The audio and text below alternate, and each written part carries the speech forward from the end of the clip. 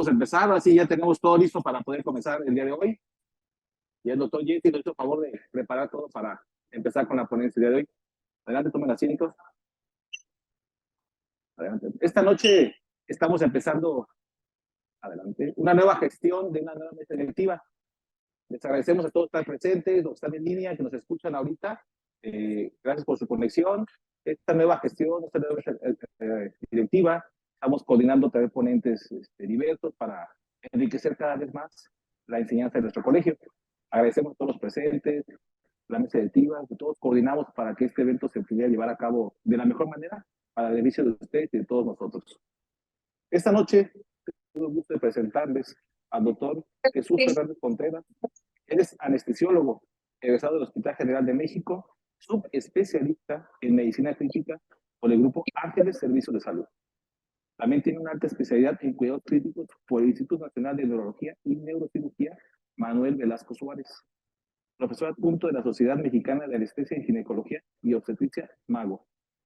Actualmente, a día de hoy, él es miembro del staff de anestesia y terapia intensiva en el Hospital San Lux y Hospital BH Baimar en Los Cabos, Baja California Sur.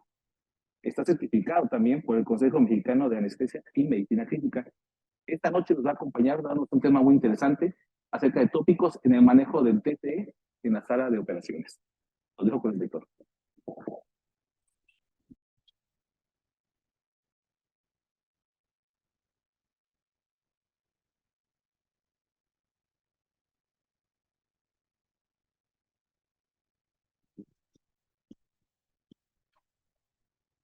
Ok, buenas noches a todos, mucho gusto. Para mí es un placer compartir este tema con ustedes. En especial un agradecimiento al doctor Barradas, al doctor Bravo por la confianza. Y bueno, si existiera alguna duda, al final con gusto la podemos aclarar. ¿De acuerdo? Entonces, vamos a hablar sobre un tema que es bastante extenso, bastante nutrido en la literatura.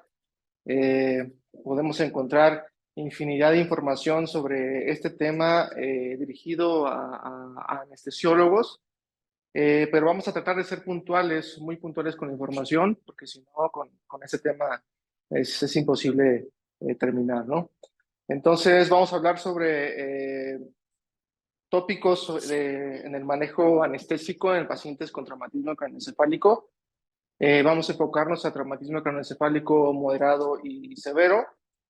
Y bueno, sin más preámbulo, vamos a darle inicio.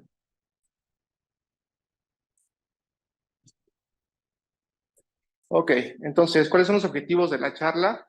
Vamos a hablar sobre lo que considero 10 puntos importantes. Uno, comprender o recordar un poco sobre la hemodinamia cerebral y cómo va de la mano esta hemodinamia con los conceptos de autorregulación cerebral, que son muy importantes entenderlos para ver cuál es el impacto de tratamiento que podemos tener. Dos, la relación que tiene el cerebro con otros órganos. No es nada más el traumatismo craneoencefálico que afecta directamente al cerebro, sino que existen otros mecanismos fisiopatológicos que conllevan lesiones secundarias a otros órganos blancos. Oxigenoterapia meta. ¿Cuáles son los targets o cuáles son las metas que debemos tener en estos pacientes? Punto número 4. ¿Cuáles son las terapias antiedema que podemos emplear en este tipo de pacientes?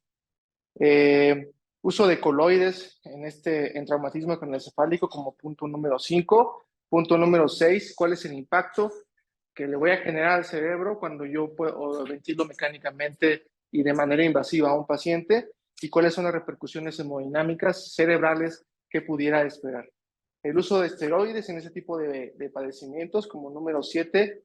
8, el uso de ahorradores hemáticos que están muy de moda, específicamente hablar sobre los estudios que han llevado el ácido tranexámico a parte de la terapia médica en estos padecimientos. Punto número 9, el uso de hipotermia, qué tan indicada está actualmente, cuáles son las controversias que tenemos. Y punto número 10, la profilaxis anticomicial. Muchas veces de primera intención, dosificamos a altas dosis con anticomiciales a los pacientes, incluso En la literatura previa se consideraba como una terapia neuroprotectora. Actualmente sabemos que esto no es del todo cierto. Creo que pinté ahí. Y como colación, nada más el punto número, el extra, que es el manejo quirúrgico, que si bien no nos corresponde, sí debemos tener mucha comunicación con el neurocirujano en este caso, para normar la conducta que se va a llevar en estos pacientes. El tiempo de cerebro, y entre más rápido empleemos la terapéutica dirigida al padecimiento que tiene el paciente, más pronto vamos a limitar el daño secundario que pudiéramos tener y por lo tanto probablemente en la mayoría de los casos mejor pronóstico funcional en cuanto a escala de ranking podemos tener a los 6 o a los 12 meses. Entonces recordar que dentro del traumatismo craneoencefálico ya tenemos un daño primario, ese es irreversible, es el daño que se genera justo con el traumatismo craneoencefálico, y el daño secundario, que es donde nosotros podemos mejorar las condiciones y el pronóstico. Entender los mecanismos fisiopatológicos por los cuales se da esta lesión cerebral secundaria son importantes para ver en qué cadena o en qué rubro puedo mejorar o actuar en estos enfermos. ¿Pero qué es el traumatismo craneoencefálico? El traumatismo craneoencefálico, existen muchas definiciones a lo largo de la literatura. Una de las más aceptadas pues va a ser aquella lesión en agudo que tiene el cerebro o el encéfalo secundaria a una energía mecánica externa, ¿no? Y esto va a ir acompañado de trastornos en el estado de despierto de los pacientes y con una disfunción neurológica en agudo. Lamentablemente, la incidencia, la epidemiología de este tipo de padecimientos no ha cambiado a lo largo del tiempo, sigue afectando en la mayor medida a pacientes jóvenes en edad productiva y en más del 50% de los casos. Y cerca del 22% de esta parte o de esta fracción van acompañados de consumo de bebidas alcohólicas. Entonces, pues sí, es algo que sigue llamando la atención y que no ha cambiado esta epidemiología, pues prácticamente desde que empezaron a salir estos trabajos enfocados a este padecimiento. El trauma craneoencefálico por sí solo tiene una mortalidad del 30%, pero si a esto le vamos agregando lesiones a órganos blancos, esta mortalidad se va aumentando en base a la cantidad de órganos vitales que pudiéramos tener afectados, ¿sí? Pero por sí solo el cerebro afectado tiene una mortalidad cerca del 30%. ¿Qué dice el NLS, que es la sociedad americana que marca, creo que no se ve muy bien, o sí se ve? Bueno, ¿qué es lo que dice el NLS, que es la sociedad americana en su rubro de trauma craneoencefálico? Ellos nos recomiendan o hacen la recomendación de conocer los antecedentes de manera dirigida de cómo se dio el accidente, de cómo se dio el trauma inicial. Conocer una historia clínica dirigida va a ser vital para conocer el contexto y las condiciones en las cuales recibimos en el quirófano al paciente, ¿sí? Y esto quiere decir una historia clínica dirigida, los estudios paraclínicos o prehospitalarios que se le hicieron al paciente antes de la llegada al hospital y si el paciente, cómo viene clínicamente el paciente, si el paciente ya tiene datos de deterioro neurológico en agudo o tiene datos de herniación. De esto va a depender cómo voy a actuar en cuanto a las medidas de neuroprotección y qué es lo que le voy a ofrecer a este paciente. Dentro del rubro de trauma craneoencefálico, esta sociedad nos recomienda que le demos un abrazo inicial al paciente una vez que lo recibimos en el quirófano. Y esto quiere decir que una exploración clínica adecuada por parte del anestesiólogo, estudios de imagen para clínicos y una monitorización adecuada, nos va a llevar a darle un abordaje inicial adecuado a estos pacientes, ¿no? Y esta mnemotecnia habla sobre los rubros que probablemente a grosso modo podemos evaluar de manera inicial una vez que nos presentan el caso clínico. La G nos habla de cómo está la glucosa del paciente, la H, cómo está la hemodinamia, los niveles de hemoglobina, la O, cómo está la oxigenación, la S, cómo está la sedación, la T de tromboprofilaxis, la C de cómo está el confort del paciente, si le hace falta sedación, si no está dormido, si está el paciente con deterioro de edema cerebral y está despierto. La A, cómo está la presión arterial, y la P, cómo están los gases arteriales. Es una mnemotecnia que es práctica y que podemos emplear para ir ajustando los manejos desde que recibimos el paciente en la sala de quirófano. Pasando al punto número 1, y ya dejando a un lado la introducción, vamos a hablar sobre lo que es la hemodinamia cerebral y la autorregulación.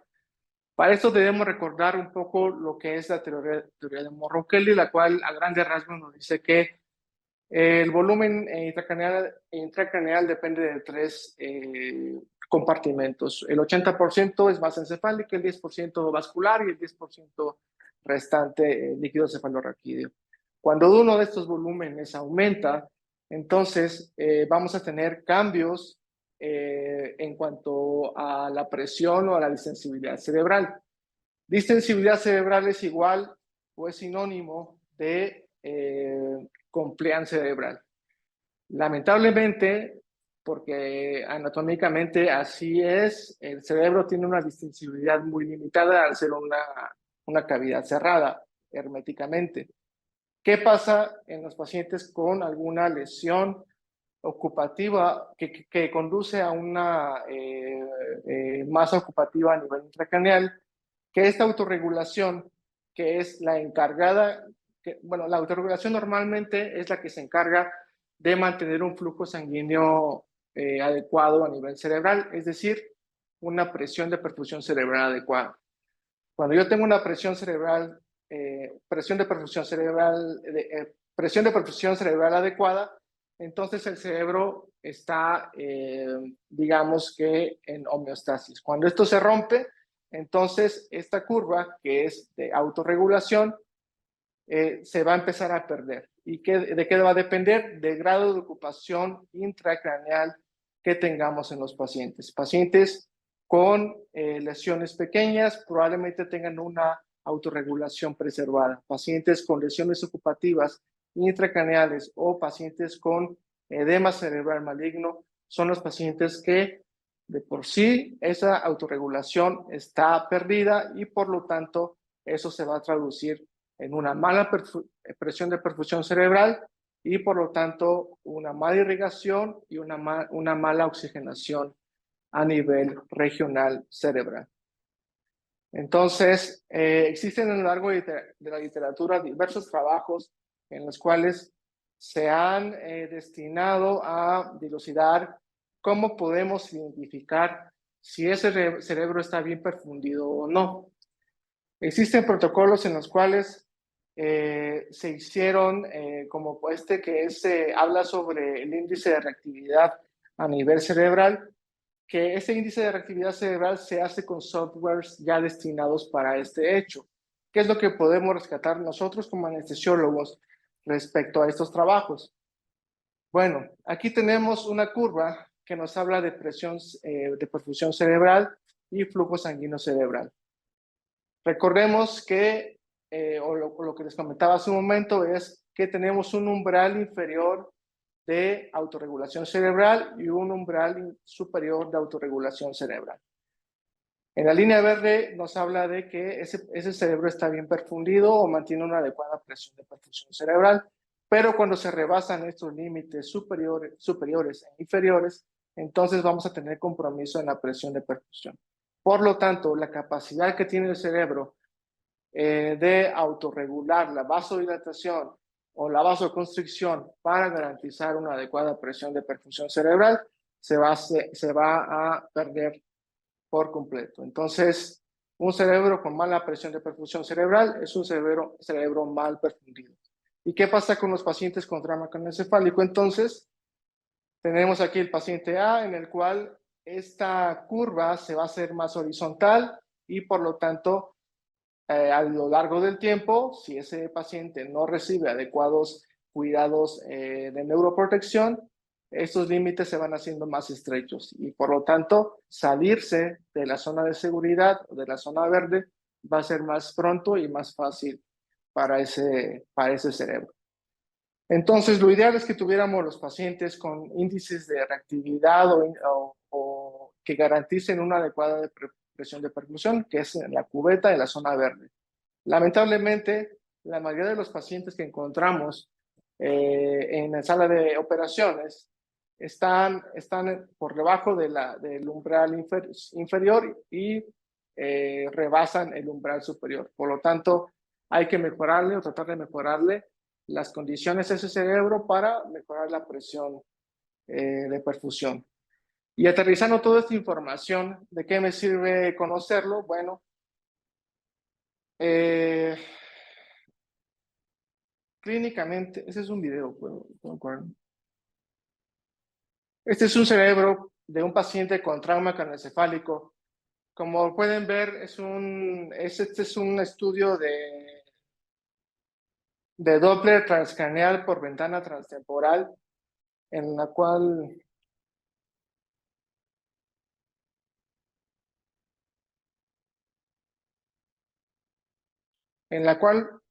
a grandes rasgos o de manera práctica podemos ver que es un paciente que para empezar está bradicárdico y tienen unos flujos sistólicos a nivel de la arteria cerebral media pues bastante bajos respecto al valor normal. Este es un cerebro que está mal perfundido. ¿Cómo podemos ver un cerebro bien perfundido? Podemos correr el video. Este es otro paciente ya con medidas antiedema dirigidas a tratar directamente el edema cerebral, en las cuales podemos ver que, este es un video también, podemos correr, que los flujos sistólicos y diastólicos de la arteria cerebral media, no, están pues prácticamente en valores normales. Entonces, a grandes rasgos podemos decir que le mejoramos a este paciente la presión de perfusión cerebral y seguramente estamos tratando de limitar el daño secundario que pudiera tener. Pero aterrizando un poco más esta información, ¿cómo puedo yo saber como anestesiólogo si yo le estoy generando presiones de perfusión adecuadas? Hay estudios que se han hecho a lo largo del tiempo en las cuales nos dicen que teniendo una presión arterial media arriba de 90 milímetros de mercurio, en el grosor de los casos, seguramente le estoy garantizando una adecuada presión de perfusión. Sin embargo, no todos los pacientes nos llegan hipotensos, ni todos los pacientes nos llegan normotensos. Se podría decir que parte de estos pacientes llegan con descargas adrenérgicas importantes y llegan con descontroles hipertensivos importantes. A esto se le conoce como disautonomía cerebral. ¿Qué pasa con estos pacientes o qué le vamos a ofrecer a estos pacientes? No los podemos llevar tampoco a una presión arterial media de 90, porque para ese paciente esa presión no va a ser suficiente para garantizar una adecuada presión de perfusión cerebral. ¿Qué es lo que recomiendan las guías o la Sociedad Europea respecto a estas descargas adrenérgicas o pacientes con disautonomía? Llevar a los pacientes a valores menor a 180 en las primeras 2 horas y menor a 140 en las siguientes 24 horas. Esa va a ser la meta que voy a tener en esta fracción de pacientes. Ahora, siempre que requiramos vasopresores, hay que iniciarlos de manera inmediata, ya no esperarnos a ver si el paciente es respondedor o no a volumen. Después vemos si ese paciente requiere o no volumen. Lo importante es iniciar con vasopresores tempranamente y tratar de llegar a estas metas lo más pronto posible. Uso inotrópico, no de primera intención. El uso de inotrópico está exclusivamente destinado a pacientes que se sospecha de alguna contusión miocárdica o pacientes con sospecha clínica de falla cardíaca. Punto número 2, y esto va de la mano al punto previo. ¿Cuál es la relación que guarda el cerebro con el resto de órganos? Existen teorías y una de las teorías más importantes que tenemos actualmente es la teoría del triple hit, en la cual nos dice que una vez que existe el daño agudo a nivel cerebral secundario al trauma, se va a desencadenar una serie de... ¿Soy yo?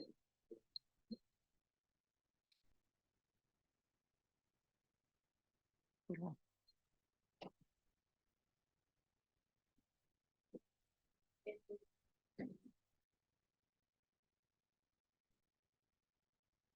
Perdón. Se va a desencadenar una serie de respuestas adrenérgicas, una liberación de catecolaminas importantes, y esto va a condicionar aumento de flujos sanguíneos, pero también va a condicionar la extravasación y ruptura de capilares. Esto va a desencadenar a nivel intestinal una translocación bacteriana que le va a pegar directamente al aparato pulmonar, y esto va a condicionar mayor tiempo de estancia hospitalaria en las terapias intensivas y por lo tanto mayor mortalidad. Y parte de esta fisiopatología tiene que ver con las disautonomías o los descontroles hipertensivos importantes con los que llegan este grupo de pacientes. Punto número 3.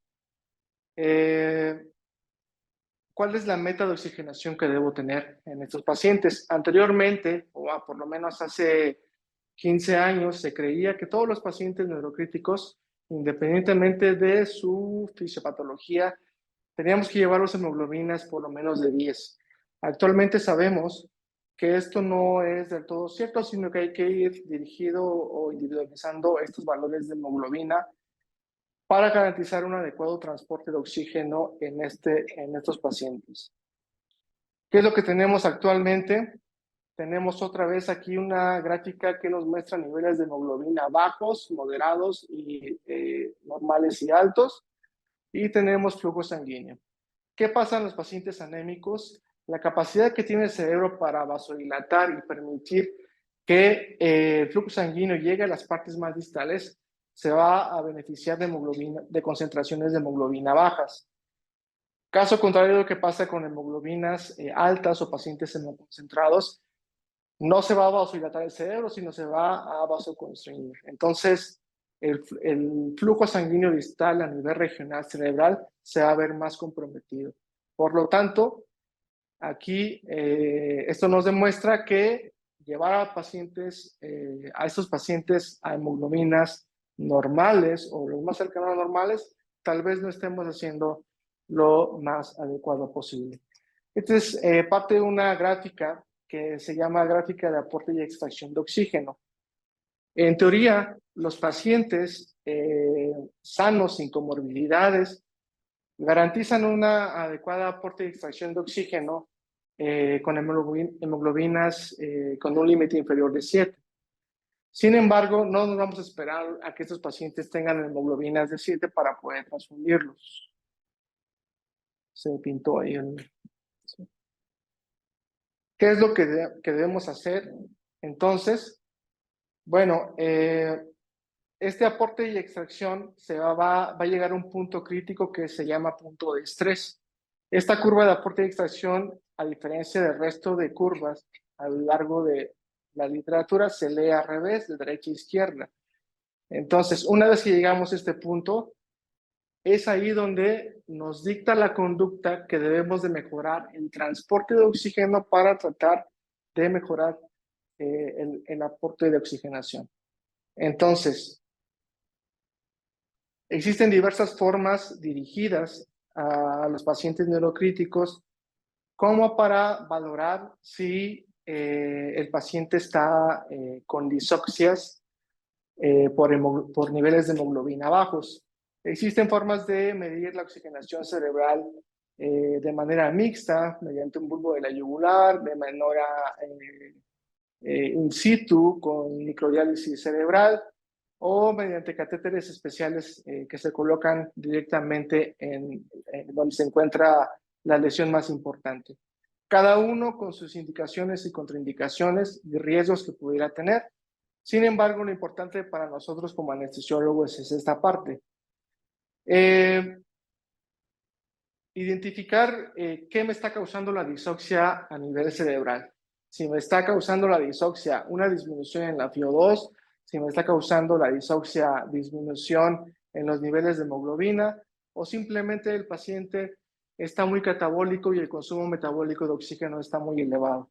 Y de esta forma dilucidar en dónde puedo actuar para tratar de mejorarle esa oxigenación regional cerebral.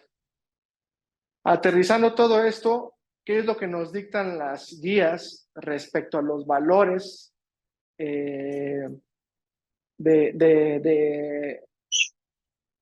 o puntos de corte en cuanto a niveles de oxigenación cerebral como para decidir la transfusión de sangre?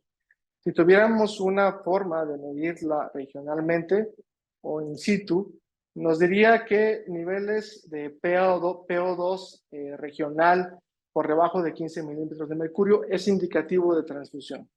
Niveles de saturación venosa de oxígeno de forma mixta, ya sea por catéter central o por bulbo de la yugular por debajo de 55, seguramente ese paciente se ve beneficiado de que yo le administre sangre y le mejore los niveles de hemoglobina. ¿Cuál es el objetivo de todo esto? Pues evitar que el paciente entre en un estado de choque. ¿Sí? Una vez que el cerebro entra en este estado de choque, es muy difícil que nosotros lo podamos recuperar. Aquí tenemos una gráfica, una tabla en la cual nos puede servir para identificar cuáles son las causas posibles en las cuales me esté generando disoxias regionales a nivel cerebral. ¿Cuáles son los perfiles que puede encontrar en un estudio gasométrico y cuál es la manera que yo pueda ayudar al paciente para mejorarle ese metabolismo de oxígeno? Aumentar niveles de sedación, mejorar niveles de hemoglobina, mejorar la presión arterial, son maniobras que seguramente me van a mejorar o a ayudar a que ese cerebro esté bien oxigenado y bien perfundido.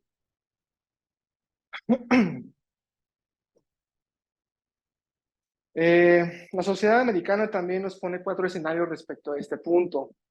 Nos pone al paciente A, que es el paciente con presión intracraneal, al cual ya lo tenemos dentro de las metas, pero y ese paciente con oxigenaciones regionales adecuadas. El paciente B es el paciente que, si bien tengo una adecuada oxigenación cerebral, el paciente sigue con aumentos significativos o cambio hipertensivo. ¿Qué voy a actuar? ¿Cómo voy a valorar, ayudarle a este paciente? Bueno, voy a tratar de mejorarle la presión de perfusión cerebral, es decir, la presión arterial. Valoro si el paciente lo que requiere es un incremento de la sedación para disminuir el metabolismo cerebral basal, y valoro también aquellos gases arteriales que me pudieran estar condicionando esta situación, principalmente el CO2. Recordemos que el vasodilatador arterial más importante que tenemos en el organismo es el CO2. Entonces también tiene cierta repercusión y es muy importante que lo mencionemos. El paciente tipo C es el paciente que tiene bajos niveles de oxigenación, pero tiene presiones intracraneales bajas o dentro de metas. ¿Qué voy a hacer en este paciente? Lo que me marca la guía es mantener una adecuada presión y valorar si el paciente lo que requiere es un incremento en los niveles de FiO2 o Si no, el paciente no responde al FiO2, seguramente lo que me hace falta es mejorar el transporte, es decir, mejorar los niveles de hemoglobina. Y el paciente tipo D, que es el paciente más grave, en el cual yo ya hice todo esto, ya le mejoré estas condiciones, pero es el paciente que tiene cambio hipertensivo y que tiene todavía disoxia cerebral. Entonces es el paciente que seguramente se ve beneficiado de una cranectomía extensa de manera temprana.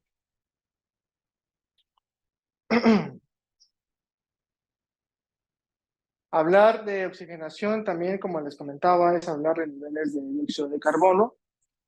Anteriormente se consideraban terapias puente o terapias de hiperventilación. Al día de hoy, bueno, estas terapias fueron destinadas como para barrer el CO2 y ayudar a que el cerebro sufriera una vasoconstricción. Al día de hoy sabemos que estas terapias de ventilación lo que hacen es aumentar la mortalidad y el pronóstico funcional de los pacientes a los 6 meses de la sobrevida. Entonces, están contraindicadas y la única indicación de las terapias puente es en la primera hora, si es que se debe utilizar. Sin embargo, esto tiene un nivel de evidencia pues muy pobre. Entonces, la recomendación de hiperventilaciones en cualquier escenario, pues prácticamente va ya de salida, no se recomienda mucho y no tiene un nivel adecuado de recomendación. Las guías europeas nos dicen que pues prácticamente es una terapia que no tiene evidencia y que sí va a generar mal pronóstico o peores pronósticos en los pacientes. Aterrizando toda esta información, entonces, ¿cuáles van a ser las metas en cuanto a oxigenación? Saturaciones mixtas entre 60 y 75, valorando siempre las comorbilidades que pudiera tener nuestro paciente.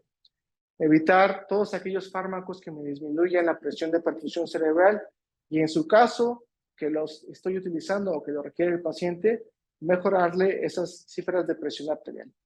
Llevar al paciente no a hiperventilación, sino llevarlos a normocardia.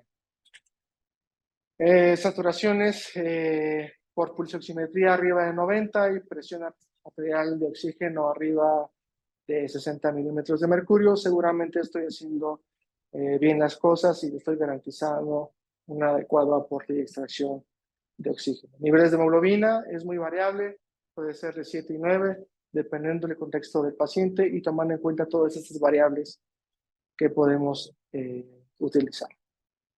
Terapia número 4, esa es la piedra angular de nosotros como anestesiólogos que podemos, que debemos de conocer. Solo existen dos terapias a grandes rasgos, que son las soluciones hipertónicas y las soluciones y los diuréticos osmóticos. Ojo, no voy a hablar de diuréticos de ASA. Los diuréticos de ASA no tienen ninguna indicación, no se encontró ningún beneficio en estos pacientes en su empleo dirigido como medida antiedema. Entonces, los diuréticos de ASA, hablando específicamente de furosemide, no tienen ninguna evidencia, por lo tanto no voy a hablar de él. Entonces, terapias antiedema, siempre valorar riesgo-beneficio de acuerdo al contexto y el escenario clínico de los pacientes. ¿Cuál es el objetivo de todo esto? Disminuir el daño isquémico, el daño secundario, que ya hablamos desde el principio, y promover y preservar la adecuada presión de perfusión cerebral. Estas terapias siempre se van a utilizar en pacientes que clínicamente o por medición dirigida tengo evidencia de que el paciente está con cráneo hipertensivo. Recorremos estas curvas de presión intracraneal, esa es una curva normal. Recordemos que la curva de presión intracraneal se compone de 3 ondas, P1, P2 y P3 a grandes rasgos. Siempre P1 es mayor que P2 y P2 es mayor que P3. ¿Qué pasa en el traumatismo craneoencefálico severo? Que estas curvas se invierten y esto nos habla de que cuando vemos una curva así, quiere decir que el cerebro tiene una presión intracraneal excesiva o por arriba de valores normales, pero lo más importante es de que la compliance o la distensibilidad cerebral está perdida. Esta es una curva que nos habla de presión intracraneal y volumen intracraneal. Recordemos, como les comentaba al principio, tenemos un área de baja presión y alta distensibilidad, pero también si no corregimos esta curva, se va a convertir en una área de alta presión y poca distensibilidad. Este es un paciente con cráneo hipertensivo y es lo que queremos evitar llegar con estas terapias antiedema, ¿no? La terapia hiperosmolar, que son las soluciones hipertónicas, existe mucha literatura respecto a este rubro. Las terapias con soluciones hipertónicas siempre se deben emplear con concentraciones arriba del 2%. Concentraciones por debajo de esta concentración no me están aportando en nada como medida antiedema. Y una vez que decidimos emplear este tipo de fármacos, debemos conocer las repercusiones o los beneficios que pudiéramos encontrar. Dentro de las principales son la deshidratación osmótica, la reducción de la viscosidad sanguínea, el aumento de la deformidad del glóbulo sanguíneo y todo esto me va a ayudar o me va a aportar a mejorar la microcirculación. Es por estas razones que la terapia hiperosmolar actualmente se considera como la terapia de primera elección como medida antiedema en este tipo de padecimientos. Como les comentaba, existen concentraciones en el mercado de diferentes concentraciones, pero nosotros también las podemos preparar y existen formas artesanales de hacerlo. Las repercusiones clínicas que pudiéramos encontrar, y en gran medida es una de las razones por las cuales las soluciones hipertónicas han tomado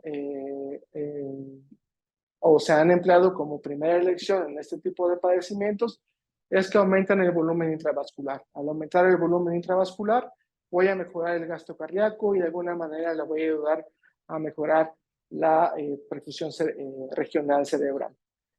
La dosis va de 0.1 a 1.5 y esto debe ir titulándose de acuerdo al contexto del paciente y de acuerdo a la respuesta que tengamos. Ojo, no todos los pacientes son respondedores a soluciones hipertónicas. Una vez que yo identifico que los pacientes no son respondedores a soluciones hipertónicas, entonces tengo que virar, tengo que detener la terapia y virar hacia la otra opción, que es el uso de diuréticos osmóticos. Como les comentaba, existen concentraciones varias. La Sociedad Internacional de Accesos Vasculares nos recomienda que siempre que utilicemos soluciones hipertónicas, debemos utilizarlas por vía central. Eso es lo mejor y esto va en base a ciertas complicaciones que se han encontrado cuando se emplean ese tipo de terapias, principalmente flebitis y trombosis. Sin embargo, dentro de estas recomendaciones nos dicen que no debemos retrasar la terapia. Si no tenemos acceso central, se pueden utilizar por vía periférica con catéter grueso por periodos cortos de empleo en lo que el paciente se le coloca un acceso venoso central. A concentraciones arriba del 2% rebasa una osmolaridad siempre arriba de 900 milimoles. Por lo tanto, todas las soluciones que administremos al torrente sanguíneo por arriba de esta concentración, debemos administrarlas por vía catéter central. Entonces, las formulaciones son diversas, van del 3 hasta el 23.4%, que es lo que los americanos llaman la bala hipertónica, y se puede utilizar cualquiera de estas dosis dependiendo del contexto de los pacientes. No existe una recomendación, una evidencia acerca de qué es mejor utilizarlas o cómo es mejor utilizarlas, si en bolo o en infusión continua. Lo que nos dice la literatura es de que si lo utilizamos en bolo es mejor respecto a que es más fácil titular o vigilar los efectos secundarios que pudiera tener estas soluciones preparadas. Por vía catéter central es lo ideal. ¿Y qué es lo que debemos cuidarle a estos pacientes? Dos cosas. Para la sociedad americana nos dice que cuando yo rebase o alcance niveles de sodio arriba de 155 y la sociedad europea arriba de 160, entonces en este momento debo detener mi terapia. Los pacientes con sodios, concentraciones séricos de sodio por arriba de estos valores, tienen un aumento de la morbimortalidad. Entonces, esos pacientes ya no se ven beneficiados de más terapia de este tipo. Otro aspecto importante es la hipercloremia. Cuando surgieron estos estudios, se empezaron a dilucidar efectos secundarios respecto a acidosis metabólica hiperclorémica. Y en su momento se identificó que probablemente aumentaban la mortalidad. La realidad es que no aumentan la mortalidad, pero sí es un efecto secundario que pudiéramos encontrar y que debemos de cuidar en estos pacientes. Siempre en nuestros centros de salud hay que acostumbrarnos a que técnicos, servicios de enfermería, anestesiólogos, empecemos a utilizar ese tipo de terapias porque nos hemos dado cuenta que tal vez es lo mejor que le podemos ofrecer a este tipo de pacientes. Sobre todo pacientes con politrauma. ¿Y por qué hablo de politrauma? Porque sabemos que el politrauma normalmente no viene solo, normalmente viene con lesiones a otros órganos que nos condicionan pérdidas hemáticas importantes y que el uso de diuréticos osmóticos probablemente no sea la mejor opción. Hablando exclusivamente de manitol, la concentración en México es al 20%, la dosis todos la conocemos y va hasta 1.5 gramos por kilo de peso. ¿Qué es lo que debo cuidar cuando yo empleo este tipo de fármacos? La osmolaridad. Cuando yo llego a una osmolaridad sérica arriba de 320, en ese momento debo detener la terapia antiedema con manitol al 20%. Las indicaciones pues prácticamente son las mismas que las soluciones hipertónicas. Lo que se le ha identificado, el principal efecto secundario del manitol es que al ser una molécula con un peso molecular por arriba de 180, en pacientes que tienen falla de la integridad de la barrera hematoencefálica, esta molécula tan grande a las 24 o las 48 horas va a migrar hacia el intersticio. Entonces el efecto osmótico no lo va a generar a nivel intravascular, sino lo va a generar a nivel intersticial, generando a las 24 o 48 horas mayor edema cerebral o edema de rebote. Entonces, es por eso y por otras razones que este tipo de fármacos pues ya van como segunda opción. Hablando de coloides, no voy a detener tanto en esto, está muy claro. A partir del 2011, el estudio SAFE nos enseñó que el uso de coloides, tanto naturales, sintéticos, está totalmente contraindicado en este tipo de padecimientos y es la razón principal, es la misma que el manitol. Al ser una molécula grande, el efecto oncótico lo va a generar en nivel intersticial y por lo tanto va a generar mayor edema al día 6, al día 7. Entonces, coloides, ya sea naturales, sintéticos, están contraindicados absolutamente en ese tipo de padecimientos. ¿Cuál es el impacto de la ventilación mecánica en estos pacientes? Cuando yo era residente, o por lo menos hace 10 años, se creía que las maniobras de reclutamiento estaban totalmente proscritas en estos pacientes. Sin embargo, a lo largo de la literatura reciente nos hemos dado cuenta que no están proscritas del todo. La literatura, por lo menos la Sociedad Europea, nos dice que si el paciente ocupa maniobras de reclutamiento pasivo, debo de emplearlas en estos pacientes, ¿no? Siempre que utilicemos maniobras de reclutamiento deben ser pasivas. Las maniobras de reclutamiento activo están proscritas ya desde hace mucho tiempo. Y siempre que utilice estas maniobras debo de ayudarme del uso de relajantes neuromusculares para tratar de minimizar los efectos hemodinámicos a nivel cerebral. Antes se creía que utilizar PIP por arriba de 8 generaba un aumento directo de 1 o 2 milímetros de mercurio de la PIC.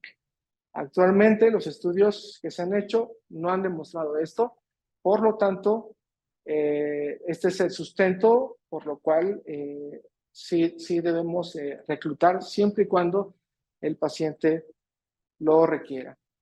Uso de esteroides. Gracias.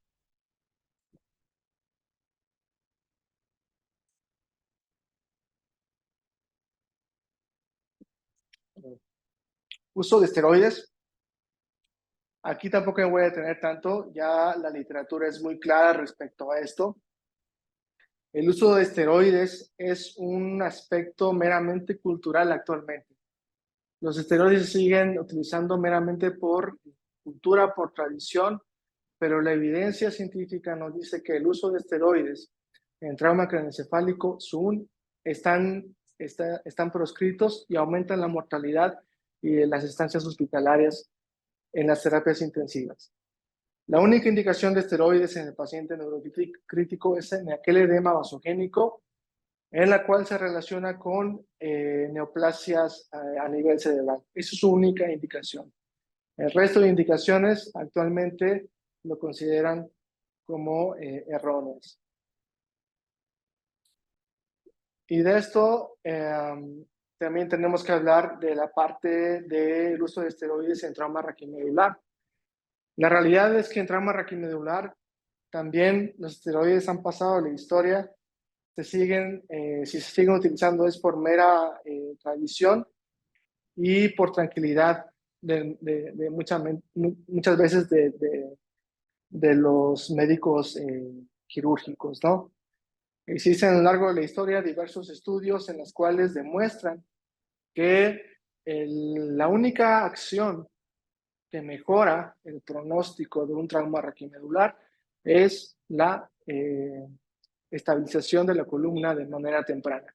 Ese es el único tratamiento efectivo y la única forma que le podemos ayudar a estos pacientes. Entonces, con un nivel de evidencia bien sustentado, hoy sabemos que los esteroides están proscritos en todo paciente neurocrítico asociado a trauma.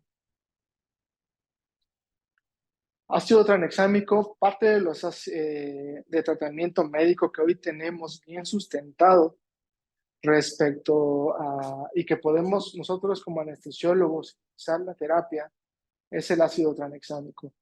A lo largo del tiempo se han hecho estudios, los más importantes, CRASH-1, CRASH-2, CRASH-3, que es el último, el cual cerca de 12,000 pacientes en los cuales a un grupo placebo no se le brindó el beneficio de ácido tranexámico y otro grupo se le brindó ácido tranexámico en las primeras 8 horas post-trauma. ¿Qué pasó o qué se evidenció en los pacientes con traumatismo craneoencefálico leve y moderado? Que las hemorragias intraparenquimatosas en más del 50% de los pacientes que tenían pronóstico como para hacerse expansión de las mismas, no se daba y por el contrario, esas hemorragias intraparenquimatosas tendían a reducirse. Estos estudios inicialmente fueron destinados en hemorragias subarachnoideas no traumáticas.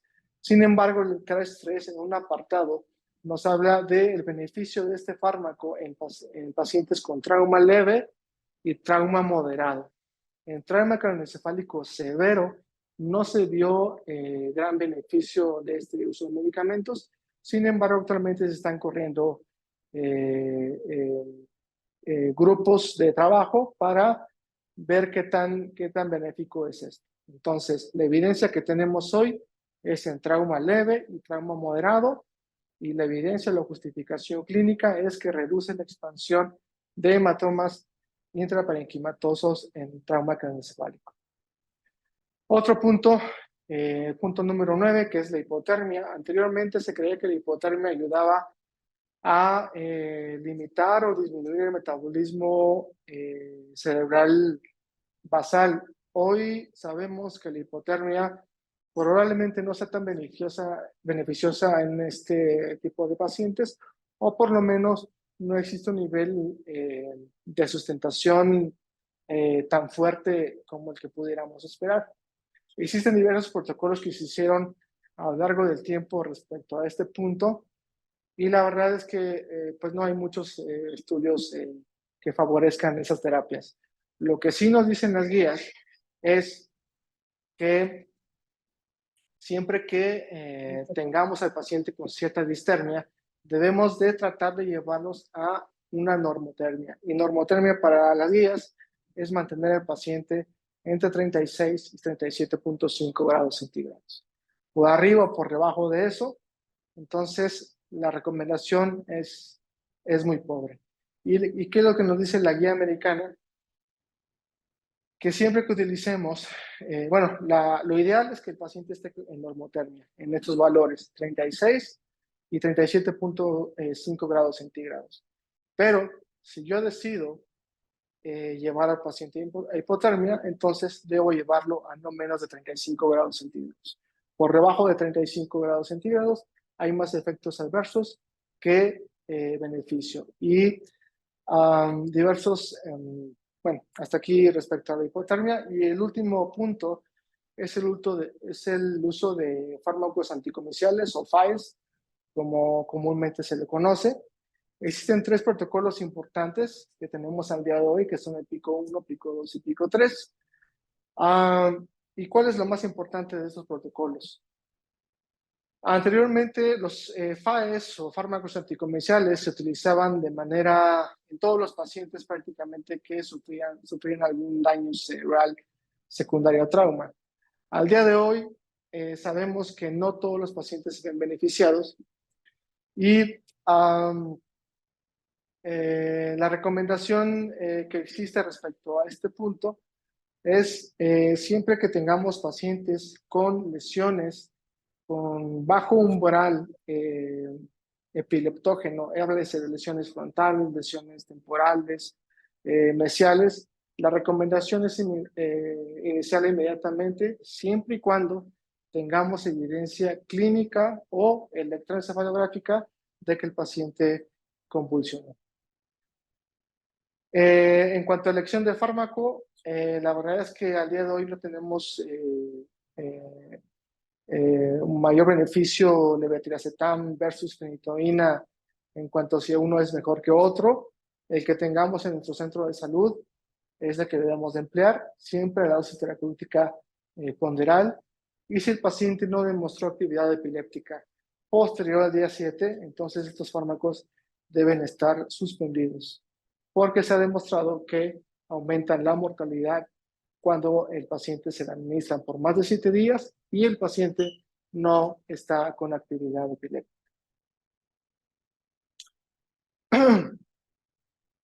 ¿Cuáles son las indicaciones entonces precisas respecto al uso de FAES?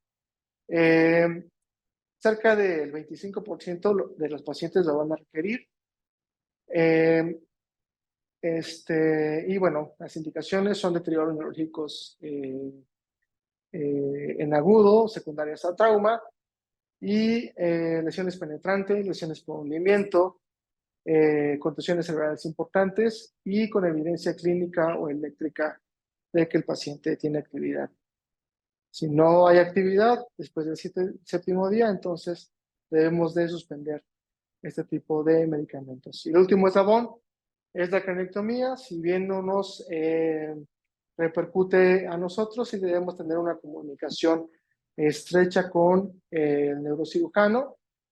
Actualmente se ha visto que una craniotomía temprana, y me refiero a craniotomía temprana, la cual debe ser por definición en las primeras 24 horas, hay mayor beneficio en cuanto a un ranking funcional a los 6 a los 12 meses respecto a aquellos pacientes a los cuales se hace craniotomía tardía, es decir, después de 24 horas. Entonces, no hay que ser tan expectantes con este tipo de pacientes. Tenemos indicaciones precisas que aquí tenemos respecto al manejo quirúrgico, y bueno, si bien no nos corresponde a nosotros hacerla, sí estar en comunicación estrecha con el resto del equipo quirúrgico.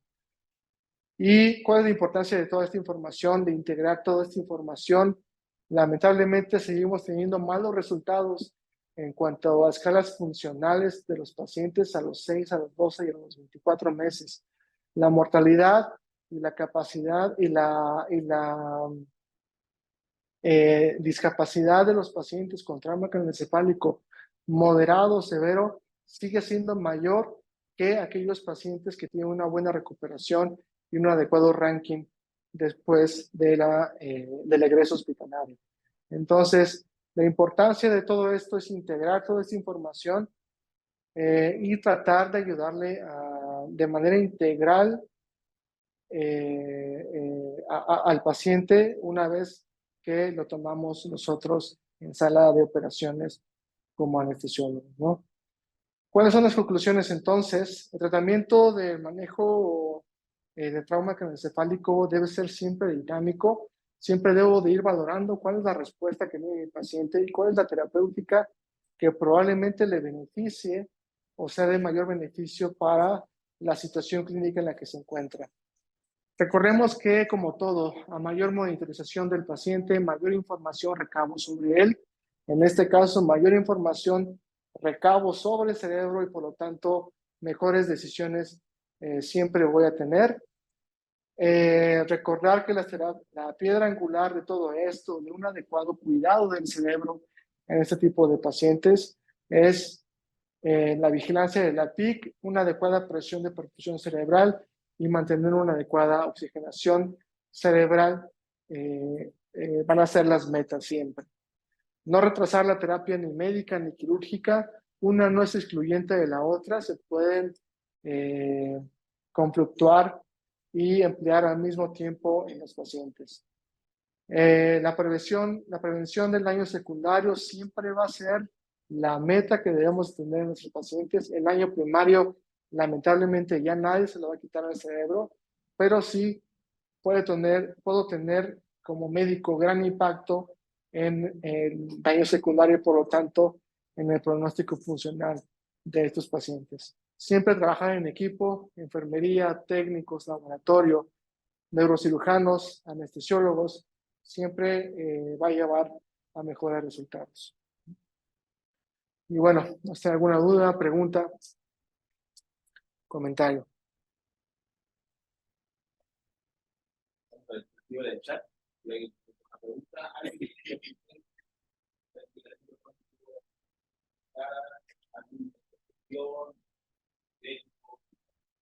CO2, crianza, por ejemplo, aquí nada, seguros. Ese es un tipo de escenario de pacientes que conseguimos mucho en práctica privada. Es frecuente encontrar este tipo de pacientes, sobre todo con la persona alcohólica que mencionas, la cuestión de los jóvenes, también que motos sin casco, es frecuente en estos casos. La supervivencia del paciente que has encontrado en esos casos, ¿qué tanto va o qué tanto depende nuestro manejo en esta doble vida del paciente? ¿Qué tanta intervención tenemos nosotros más que el cirujano? Sí, como lo comenté, creo que es algo que debe ir de la mano, ¿no?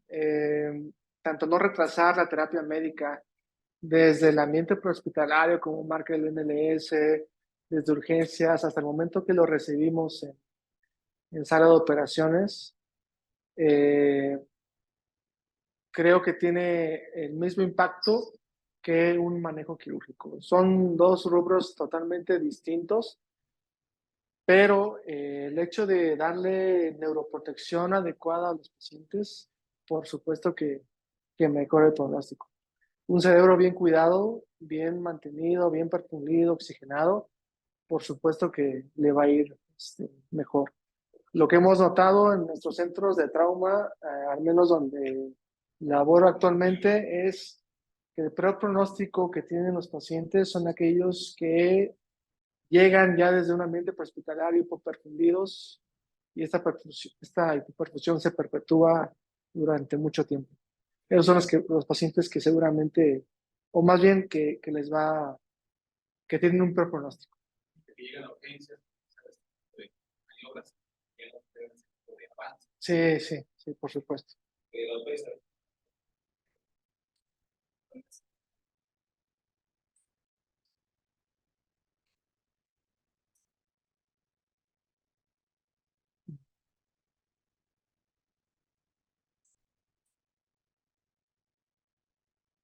No, no, por supuesto, por supuesto. El ultrasonido dicen que es el nuevo estetoscopio de anestesiólogos, de urgenciólogos, de intensivistas, ¿no? Eh, sí, prácticamente el impacto que pudiera tener en cuanto a una mejoría del edema cerebral, una vez que yo inicio la terapia antiedema, la debo de valorar a los 30 o a la hora después de emplear. Sí hay cambio y sí puedo valorar de manera objetiva y es lo mejor para los pacientes ir valorando de manera objetiva la respuesta que pudiera tener respecto a las terapias antiedema. Sí, es lo correcto, es lo que se debe hacer. Muy bien, muchas gracias. Siempre, Vamos, adelante, doctor. eh, ¿cómo puedo valorar si el paciente es respondedor o no? Uno, si tengo una elevación de niveles de sodio y ese sodio se mantiene dentro de esos rangos. Y dos, de manera más dirigida, mediante vaina de nervio óptico, si esa vaina disminuyó posterior al bolo de solución hipotónica que yo le mandé, ¿no? Entonces, no quiere decir que exclusivamente las soluciones hipotónicas o el manitol me va a generar un impacto tan grande en cuanto a la vaina de nervio óptico o en cuanto a la presión intracraneana. Pero si ese paciente respondedor y voy por buen camino en cuanto a mi terapia, entonces ese paciente va a tener cambios en cuanto a vaina de nervio óptico, en cuanto a flujo sanguíneo cerebral, en cuanto a PIC. Entonces, ahora, tomar decisiones respecto exclusivamente a un solo parámetro tampoco quiere decir que estemos tomando decisiones adecuadas. Debemos de tratar de integrar toda esa información y con toda esa información tratar de ver en qué punto le puedo mejorar, en qué punto me está faltando brincar hacia el siguiente eslabón de terapéutica. Si me está faltando más concentración hipertónica, si me está faltando más dosis de manitol, si lo que me falta es más hemoglobina, si me falta aumentar el PO2, etcétera. Es un conjunto de información que me va a ayudar a dilucidar en qué estoy fallando para mejorarle las condiciones al cerebro. Tenemos una pregunta del chat del doctor Héctor Tapia. Te felicitan también mucho por tu presentación. Es una visión muy global que nos hacía falta para comprender esta situación, este caso. Y respecto a estos casos, específicamente de TCE, ¿tiene alguna ventaja lativa sobre la general balanceada con halogenados?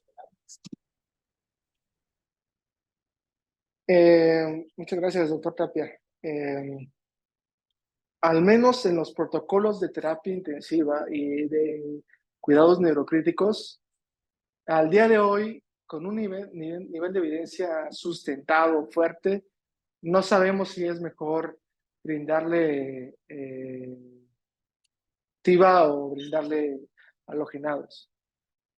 Desde el punto de vista neurocrítico, y es una opinión muy personal, lejos del efecto de halogenado versus propofol o cualquier fármaco intravenoso que se utilice para fines de sedación, lo que mayor tiene impacto es mantener una adecuada hemodinamia cerebral.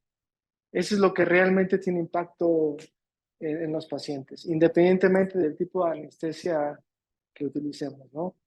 Puedo utilizar TIVA, puedo utilizar halogenados, pero si no perfundo, si no garantizo una adecuada oxigenación cerebral, estoy fallando, ¿no? No estoy haciendo adecuadamente, no estoy llegando adecuadamente a las metas. Y en el chat siguen las expresiones. no hay más preguntas al respecto. ¿Alguna otra pregunta aquí?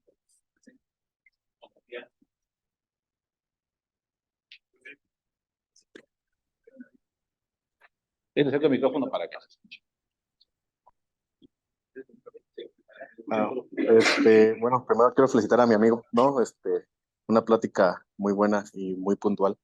Y pues dos cuestiones. Yo creo que ahorita es un buen momento para hacer, como tú lo decías, de manera artesanal, cómo preparar una adecuada solución hipertónica, porque creo que a nosotros nos toca del otro lado, cuando recibimos pacientes que vienen mal preparadas las soluciones. Y a veces es porque nosotros damos mal la indicación o porque a veces pues enfermería toma más la indicación, ¿no? Y entonces los pacientes, como tú dices, no tienen una concentración adecuada y no sirve de nada administrársela, ¿no? Entonces, pues aquí aclarando cómo podríamos hacer una solución hipertónica de manera artesanal, pues para que a todos nos quede claro, porque nos ha tocado, ¿no? Que no viene la dosis adecuada.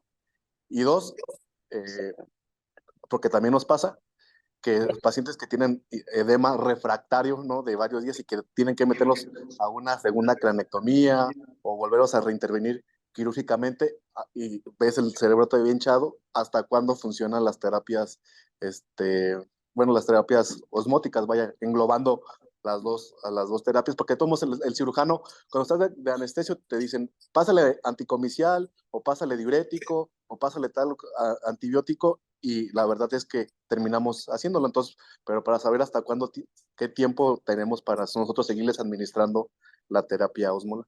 Nada más. Exclusivamente terapia osmótica. Sí, osmótica. Ok, bueno, en cuanto a las concentraciones, creo que aquí lo importante es que los centros de salud, ya sea públicos, privados, deben empezar a acostumbrarse a utilizar este tipo de fármacos. Uno, porque aquí en México tenemos nada más de presentación al 17.7%, no tenemos la bala hipertónica que utilizan norteamericanos, ¿no? En este sentido, debemos empezar a acostumbrar a nuestro servicio de enfermería y nosotros como anestesiólogos debemos de empezar a hacer protocolos y procesos en los hospitales ya normados, ya dictados, que el enfermero sepa cuántas ámpulas debo ponerle o aforar a una solución salina 0.9% para tener cierto porcentaje de concentración en este tipo, para una solución hipotónica. Y la dosis va a depender del grado de edema cerebral que tiene el cerebro. No le voy a ofrecer lo mismo a un paciente que no tiene tanto edema cerebral y que la presión intracraneana no está tan elevada, a presiones o edemas cerebrales malignos que requieren concentraciones hipertónicas por arriba del 7%, por lo menos, ¿no? Entonces,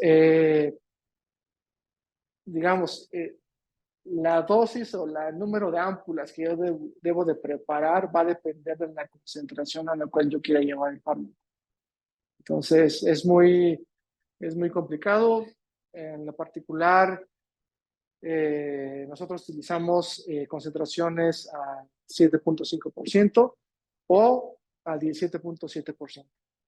Entonces, son prácticas, son seguras y nada más como recordatorio, en todas las concentraciones, una vez que yo decido emplear soluciones hipertónicas, debo cuidar los electrolitos séricos, ¿no? Sodio y cloro, pero principalmente sodio, ¿no?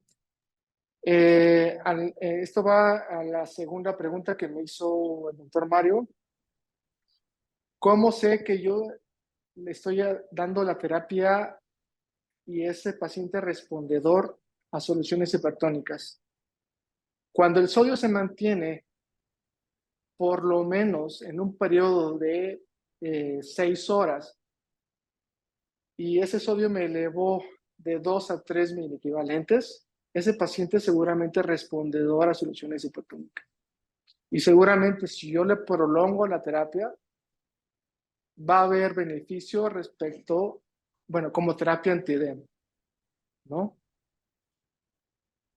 Si ese paciente a lo largo del tiempo, a lo largo de la cirugía, no me modificó sodio y por el contrario lo empezó a disminuir, ese paciente no es respondedor a soluciones hipotónicas. Entonces, ese paciente no se va a beneficiar de ese tipo de terapia y en ese momento debo de tomar la decisión de virar hacia la otra opción, que es el uso de diuréticos osmóticos, ¿no? ¿Cómo podemos saber esto? Con una simple gasometría. Valorar electrolitos séricos mediante gasometría.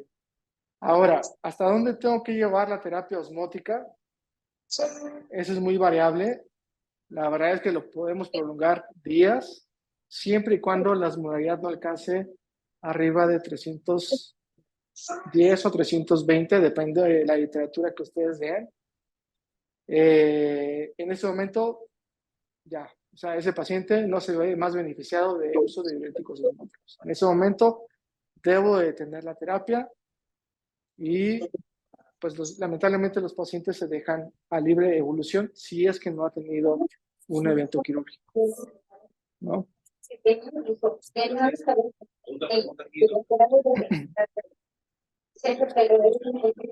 Agradecemos a todos los que se conectaron. Hoy tuvimos un récord, hubo más de 90 personas conectadas, más los presentes, pasamos las más de 100 personas, doctor, que te vieron y te escucharon. 100 personas que fuimos Gracias. capacitadas, fuimos agradecidos con tu conocimiento, con esto que nos compartiste, y nos llevamos esta buena enseñanza, como menciona tu frase. Nadie nos puede arrebatar esa pequeña enseñanza. Agradecemos a todos los que están conectados y al doctor aquí por su presencia. Buenas noches a todos. Muchas gracias. Gracias.